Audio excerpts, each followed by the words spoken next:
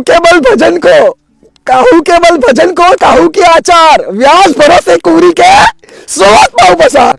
बार बार नशा करना, intoxication, bar bar illicit sex, bar bar gambling and bar bar intoxication.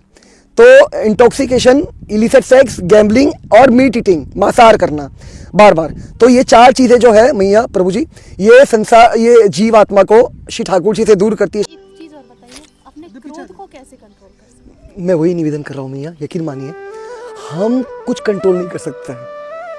हम अपने बल से कुछ भी कंट्रोल नहीं कर सकते मैया।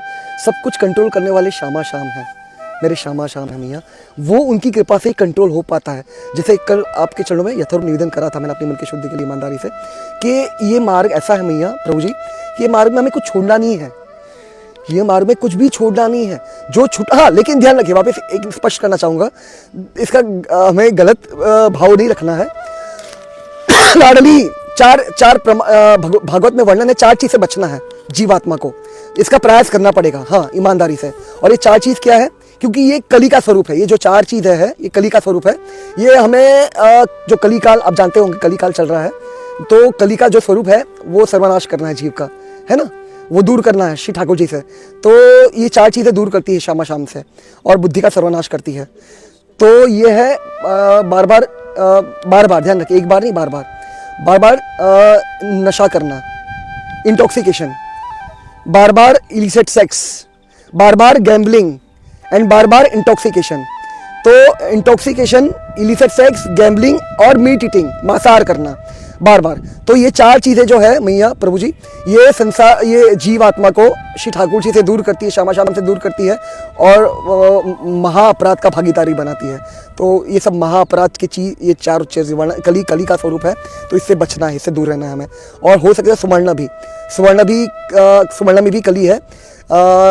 जैसे आपको पता ही होगा, मैं डिटेल्स में नहीं जाऊँगा, परीक्षित महाराज ने जब सुवर्ण का मुकुट पहना तभी उनको क्रोध आया, और वो जब ऋषि के आश्रम में पानी बहुत प्यासे थे और वो गए थे, तो वो ऋषि तप में ध्यान में समाधि में बैठे हुए थे श्री ठाकुर जी के चरण कमलों की। तो वो उनको इतना क्रोध आया कि उन्होंने बाजू में मरा हुआ सर्प देखा और उनके गले में डाल दिया, और वहाँ से फिर क्रोध से निकल गए अपने राज्य की तरफ। और जब उनके पुत्र आते हैं, ऋषि के पुत्र आते हैं, वो देखते हैं ऐसा कुछ प्रसंग बना है, तो तत्क्षण उनको शाप दे देते हैं कि 7 दिन में तक्षक नामक सर्प आएगा और उनकी मृत्यु हो जाएगी। तो कहने का तात्पर्य है, ये कली का जो 5 ये स्वरूप है, इससे हमें दूर रहना है, क्योंकि ये सर्वनाश करता है जीव का, और बुद्धिभ्रष्ट करता है, सर्वनाश मतलब पूरा सर्वनाश कर देता है, महाअपराध का भागीदारी बना देता है, और श्यामा श्याम से दूर कर देता है सदा के लिए। तो इसलिए हमें विशेष ध्यान रखना होगा। लाडली, मैं स्वयं के लिए कह रहा हूँ, मुझे विशेष ध्यान रखना होगा कि इन चार चीज़ें बच के रहना है। तो बाकी यकीन मानिए और किसी चीज़ की चिंता करने की आवश्यकता नहीं है।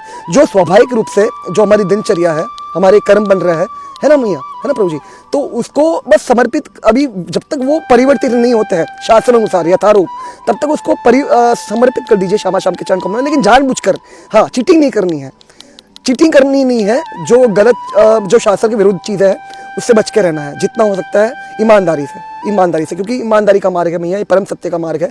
जैसे आपको ये भी प्रसंग पता ही होगा, मैं वापस करूँ, मैं डिटेल्स में नहीं जाऊँगा, सत्यवादी हरिश्चंद्र जी का, उनके जीवन में बड़ी सूची के वर्तमान भयावह से भयावह परिस्थिति घटी, उनके लिए परीक्षा थी, एक्चुअली उनके लिए परीक्षा थी, लेकिन वो हर एक परिस्थिति में अपने प्रति और धर्म के प्रति ईमानदार रहे, है ना मैया, वो ईमानदार है। तो तभी उनकी बोलता है फटाका लहराई श्यामा श्याम की कृपा से, तभी वो विजय हो पाए, मतलब जीत हो पाई उनकी, विक्ट्री हो पाई उनकी। तो कहने का तात्पर्य है कि अगर हम चाहते हैं हमारी विजय हो जाए, हम भी वैसे फटाका लहराए, हम भी जीत जाए, विक्ट्री हो जाए हमारी, तो और विक्ट्री का तात्पर्य है हम श्यामा श्याम के चरणों में पहुंच जाए, जो हमारा स्वरूप है, बस उसका साक्षात्कार हो जाए जी। तो हृदय में प्रकाशित हो जाए वो भाव। तो ये तभी मुमकिन हो सकता है जब हम हर एक परिस्थिति में ईमानदार रहे, क्योंकि इसी की जांच होती है मैया, इसी की जांच होती है। स्वयं श्री ठाकुर जी प्रमाणित करते हैं भगवद गीता में, मोहे छल कपट छिद्र न भावा। तो ये सब सिद्धांत देखिए, मैं पहले भी दोहरा चुका हूँ, ये वापस दोहराना चाहूँगा, ये बहुत महत्वपूर्ण सिद्धांत है। देखिए, जो क्षमा करिए, जो बिल्डिंग होती है उसकी जो वो टीका तभी रह सकता है जब उसकी नींव मजबूत हो, मतलब एकदम खतरनाक हो, एकदम मजबूत हो। और बहुत गहरी हो। तो उसी तरह जो भक्ति की जो शरणागति की जो नींव है वो तत्व सिद्धांत है। यही पर ज़्यादातर लोग चूक जाते हैं, यकीन मानिए मैया, वो चूक जाते हैं। और वो चूक भी इसीलिए जाते हैं क्योंकि ये यहाँ पर भी एक सिद्धांत निवेदन करना चाहूँगा अपनी मन की शुद्धि के लिए ईमानदारी से। वो चूक भी इसीलिए जाते हैं क्योंकि वो सबसे पहले लक्ष्य उनका निर्धारित होता नहीं है। उनको मतलब माया भी चाहिए, श्री ठाकुर जी भी चाहिए। आप समझ पा रहे हैं? उनको माया भी चाहिए, श्री ठाकुर जी भी चाहिए, जो कि मुमकिन नहीं है, जो कि मुमकिन नहीं है। लेकिन वापस कह रहा हूँ, यहाँ पे हमें हताश नहीं होना है, निराश नहीं होना है। देखिए क्योंकि ये भी प्रमाण आपके चरणों में निवेदन करना चाहूँगा। भगवद गीता, उद्धव गीता में 11वें स्कंद में, श्रीमद् भागवतम के 11वें स्कंद में, मैं से यहाँ पे एक पहले प्रश्न करना चाहूँगा। आप कृपा करके प्रभु जी और मैया आप बता सकते कृपा करके, लाडली क्षमा करिए, कि अगर कोई जीव जितेंद्रिय नहीं है, अजितेंद्रिय है ना, जीव अजितेंद्रिय है, तो क्या आपको क्या लगता है कि वो माया से पार हो सकता है? मैया आप बताइए। नहीं हो सकता है। लाडली खतरनाक खतरनाक खतरनाक खतरनाक। देखिए ये, हाँ मैं अभी देखा बोले गलत तो समझेगा, देखा आपने बोला अभी शौक लगेगी कि नहीं, शौक हो गया ना कि ये भी हो सकता है कैसे। लेकिन देखिए मैं वही निवेदन करने का प्रयास कर रहा हूँ महाराज जी मैया कि तत्व सिद्धांत भगवद गीता और भागवत और चैतन्य चरितामृत, इसको प्राण बनाइए। वो बनाने वाली किशोरी जो है निश्चित रूप से अपने बल से नहीं हो सकता, लेकिन वो प्राण तभी बनेगा जब जीव आत्मा का लक्ष्य निर्धारित होगा। एकमात्र श्यामा शाम के चरण कमल होंगे मैया। और यकीन मानिए 99.9% अंतिम क्षणों तक, अंतिम प्राण जब तक जीव आत्मा के छूटते नहीं है, वो ध्वन में उलझा रहता है, वो लक्ष्य निर्धारित नहीं कर पाता है। तो दिक्कत वहीं पे आती है, परेशानी वहीं पे होती है, इसलिए पहुंच नहीं पाता श्यामा शाम तक। तो कहने का तात्पर्य है, जैसे अभी मैं आपके चरणों में निवेदन करूंगा कैसे। देखिए यहाँ पे 3 चीज़ वर्णन करते हैं श्री ठाकुर जी। सबसे पहले कहते हैं उद्धव जी से, उद्धव गीता में। और आपके चरणों में ये भी निवेदन करना चाहूँगा अपनी मन की शुद्धि के लिए, आपको जब भी समय मिले कृपा करके 11वां स्कंद श्रीमद् भागवतम का, लाडली श्यामा गोविंदा, श्रीमद् भागवतम का 11वां स्कंद, जो 12 स्कंद है श्रीमद् भागवतम के, तो 11वां स्कंद जो है उसमें उद्धव गीता है, उद्धव गीता का प्रसंग है। तो वो ज़रूर बहुत गहराई से उसका श्रवण, उसका पठन पाठन, उसका चिंतन मनन और उसको समझने का प्रयास करिए। तो वो बहुत बहुत हेल्प करेगा भक्ति के लिए, शरणागति के लिए।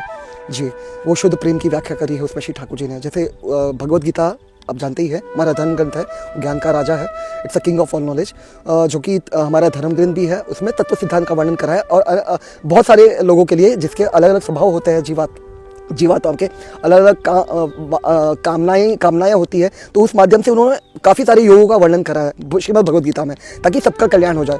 तो जिसके जीव जैसी रुचि है, जैसा स्वभाव है, वो उस मार्ग को चुने और उससे मुझ तक पहुँच जाए, आ जाए, शामा शाम तक पहुँच जाए। तो यही श्री ठाकुर जी का उद्देश्य था, ये लक्ष्य था कि सबका कल्याण हो जाए। तो अभी लेकिन अगर कोई भक्ति के लिए मतलब भक्ति में रुचि नहीं रखता है, रुझान नहीं रखता है, उनके लिए भगवद गीता है, ताकि वो समझ पाए, अपने स्वरूप को पहचान पाए, अपने स्वभाव को पहचान पाए और उस अनुसार वो मार्ग को चुने। लेकिन ये उद्धव गीता जो है, ये और किसी योग की व्याख्या नहीं करता है। जैसे भागवत आप भली बात ही जानता है, ये और किसी योग की व्याख्या नहीं करता है, ना कर्म योग की व्याख्या करता है, ना ज्ञान योग की, ना कोई और भी किसी अन्य योग। ये केवल शुद्ध भक्ति, एकमात्र अनन्य भक्ति, शुद्ध भक्ति की व्याख्या करता है। तो उसी तरह उद्धव गीता जो है, ये शुद्ध भक्ति की व्याख्या करता है।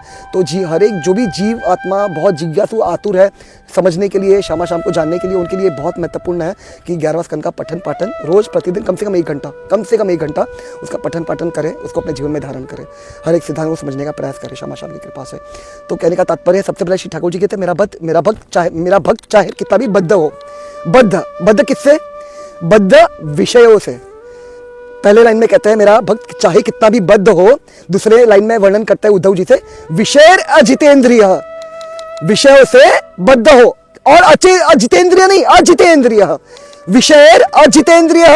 और तीसरी लाइन में वर्णन करते हैं यहाँ पे श्री ठाकुर जी क्या कहते हैं, लेकिन अगर उसके, और प्राय वर्णन करता है, प्राय मतलब 99% ये होता है, अगर जिसका लक्ष्य निर्धारित है उसके अंदर प्राय 98% ये होता है। क्या होता है कि अगर उसके हृदय में, क्षमा करिए, अगर उसके हृदय में दृढ़ भक्ति है, मेरे चरण कमलों की, श्यामा शाम के चरण कमलों की उसके हृदय में किशोरी किशोरी किशोरी, लाडली गोविंदा, श्यामा, राधा राधा राधा, श्री राधा श्री राधा, कृष्ण। निवेदन करा श्यामा श्याम प्राण है, श्यामा श्याम श्री ठाकुर जी का। ऐसे ऐसे नहीं दे सकते किसी को भी, है ना, जब तक उसकी जांच परख ना ले, उसको उसका भरोसा देखना ले कि वो कितना पक्का है, उसका भरोसा कितना पक्का है। अगर वो उसमें श्री ठाकुर जी की परीक्षा में अगर निवृत्त होता है, उत्तीर्ण होता है, पास होता है, विक्टोरियस होता है, तो उसको किशोरी की दास्ता प्राप्त होगी। बिल्कुल। तो श्री ठाकुर जी श्यामा जी के चरण कमलों में उसको सौंप देंगे हमेशा हमेशा के लिए, दास्ता करने के लिए, उनकी सेवा करने के लिए। तो कहने का था, लेकिन उसके पहले परीक्षा होगी, जांच परख होगी। तो लेकिन हाँ, वो जैसे अभी क्षण पर पहले वही आपके चरणों में निधन कराओ अपने मन की शुद्धि के लिए। अगर लक्ष्य निर्धारित है वो जीवात्मा का, है ना, तो उसको यकीन मानिए उसका बेड़ा पार हो जाएगा। अभी यही पर यहाँ पर दिक्कत हो जाती है कि 99.9% जीवात्मा अपना लक्ष्य निर्धारित नहीं कर पाता है, वो ध्वनि में उलझाता है। उसको माया भी चाहिए, श्यामा श्याम भी चाहिए, क्षमा करिए। तो ये मुमकिन नहीं है, ये मुमकिन नहीं है। लक्ष्य निर्धारित करना पड़ेगा जीवात्मा को। हाँ, लक्ष्य निर्धारित जब तक नहीं करता, क्योंकि ये भी सिद्धांत है, स्वयं श्री ठाकुर जी कहते हैं भगवद गीता में कि जिसकी जो इच्छा है, जिसकी माया की इच्छा है, उसमें मैं उसकी तीव्र गति से सहायता करता हूँ, मदद करता हूँ।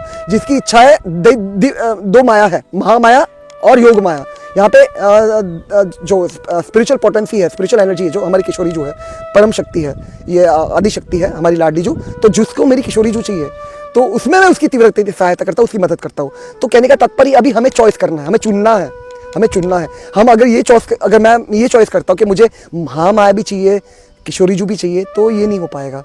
ये इसमें मैं अटका रहूँगा, मैं हमेशा कंफ्यूज रहूँगा, उलझन में पड़ा रहूँगा, द्वंद में उलझा रहूँगा जी। लेकिन इसलिए चॉइस करना बहुत ज़रूरी आवश्यक है, मतलब नितांत आवश्यक है, नितांत आवश्यकता है। समझ पा रहे भैया, समझ पा रहे प्रभु जी? नितांत आवश्यक है चॉइस करना, चूज करना कि मुझे क्या चाहिए। बाकी देखिए, जो जन्मांतर से जैसे आपके चरणों में निवेदन करा कि वो माया से कोई अपने बल से पार नहीं कर सकता, वो श्री ठाकुर जी करेंगे। दैवी ऐशा गुणमयी मम माया दुरत्या माम एव ये प्रपद्यन्ते माया में ताम तरन्ति थे। तो एक दो सिद्धांत जो बढ़ने का प्रयास करा था मैं, वो रह गया। ये भी सुनिएगा, मैं ये भी आपको बताइए, फिर भी मैं अपनी मन की शुद्धि का चरणों में निवेदन का प्रयास कर रहा हूँ, ईमानदारी से, मेरी क्षमा जी की कृपा से। यहाँ पे एक सिद्धांत में श्री ठाकुर जी कहते हैं कि अंतिम क्षणों में जिसकी जैसी मति होगी वैसी गति होगी, है ना। मतलब यहाँ पर जो आपके चरणों अभी एक न्याय निवेदन करा कि बंदर को पकड़ना पड़ता है मैया को, बंदर ने छोड़ दिया तो वो गिर जाएगा, लेकिन बिल्ली का बच्चा होता है, उसको पकड़ना नहीं है, उसको बस मैया के आश्रित रहना है, बस शरणागत रहना है। उसी तरह यहाँ पर एक जीवात्मा जिसका लक्ष्य निर्धारित नहीं है, लक्ष्य निर्धारित नहीं हुआ है, तो वो क्या करता है, वो अपने बल से प्रयास करता है, वो अपने बल से पकड़ने का प्रयास करता है ना भैया। लेकिन यहाँ पे एक कौशन बोलते ना, कौशन को क्या बोलते हैं, नहीं लाडली, चेतावनी। तो एक चेतावनी यहाँ पे देना चाहूंगा, इसको उठा लीजिएगा।